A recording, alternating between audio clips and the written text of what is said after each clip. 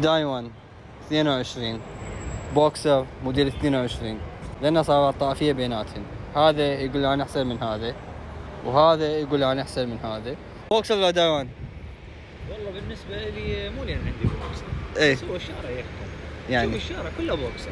اها اوكي. تعال سيدنا. تعال.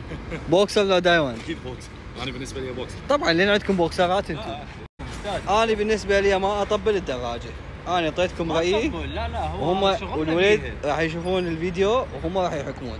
انا جانيهن اثنينهن، جاني البوكسر وجاني الدايوان. الدايوان جانيها صار سنتين عندي والبوكسر جينتها سنه ونص. البوكسر سنه ونص اني عدد الدهن والبنزين والشغلات الاستهلاكيه بس هذلنا مبدلهن. الدايوان عندي صار لها سنتين. شنو الغراض اللي بدلتها بيها وهل الماكينه فاتحه ولا لا؟ مع العلم انه هي ماشيه 70,000.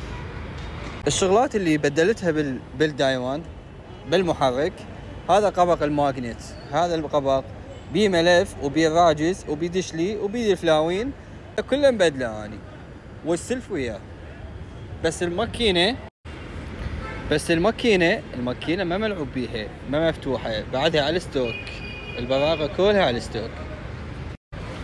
بس لا ابو البوكسر هنا لا لازم يبدل الواشر. هذا الواشر مبدل مفتوح. شوف فيه غاز جيت، فهاي دائما حراره وضغط على المحرك وجو حار واستخدام عالي إلها، فشي يسوي؟ يقوم ينضح المحرك، يقوم ينضح.